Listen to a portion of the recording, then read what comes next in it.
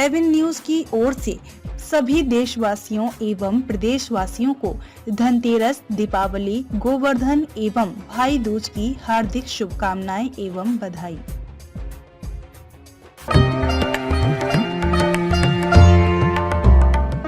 मुंबई में खेत खरीदना है तो देना पड़ेगा किसानी प्रूफ। राजस्थान की सस्ती जमीनें खरीद रहे महाराष्ट्र के लोग। राजस्थान की बंजर भूमि की खरीद फरोख्त में महाराष्ट्र के लोगों की बढ़ती रुचि। सूखा और अकाल झेल रहे राजस्थान के रेगिस्तानी इलाकों में बंजर जमीनों की रजिस्ट्री में अप्रत्याशित वृद्धि देखने को मिल रही है। ये जमीनें जो कभी बेकार समझी जाती थी, अब उनकी कीमतें 4 से 5 गुना बढ़ गई हैं। अब महाराष्ट्र, दिल्ली, उत्तर प्रदेश, बिहार और पंजाब के लोग यहाँ बंजर भूमि को ऊंचे दामों पर खरीदने के लिए पहुँच रहे हैं।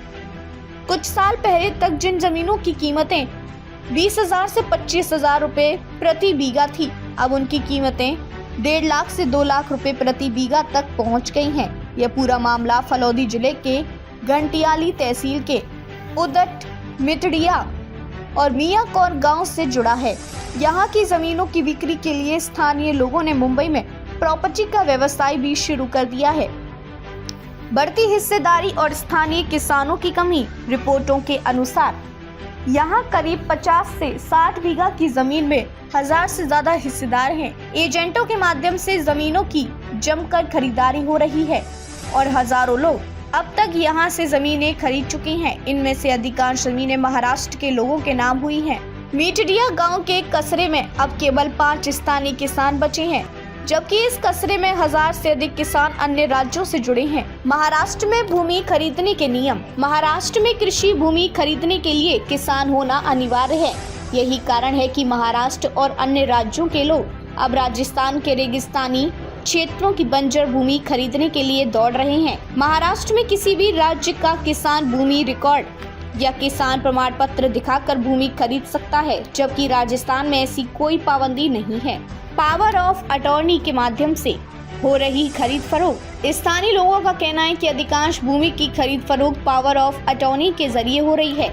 इसमें जमीन की खरीद के समय जाति या वर्ग नहीं लिखा जा रहा, बल्कि धर्म लिखा जा रहा है। इसका कारण यह है कि अनुसूचित जाति, जनजाति के व्यक्ति की जमीन दूसरे वर्ग के व्यक्ति को नहीं बेची जा सकती।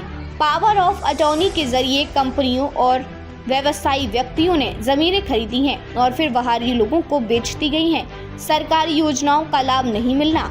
चिमाड़ा की सरपंच चुन्नी देवी ने इस पूरे मामले पर चिंता जताते हुए कहा, चिमाड़ा की जमीन 5 कस्बों में बटी हुई है।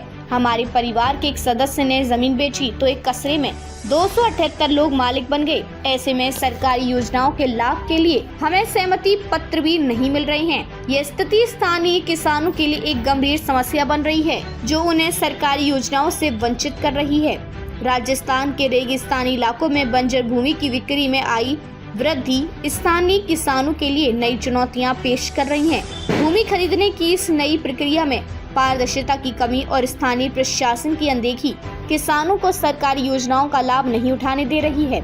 इस मुद्दे पर सरकार को ध्यान देने की आवश्यकता है, ताकि स्थानीय किसानों के अधिकारों की रक्षा की जा सके और उन्हें उचित लाभ मिल सके।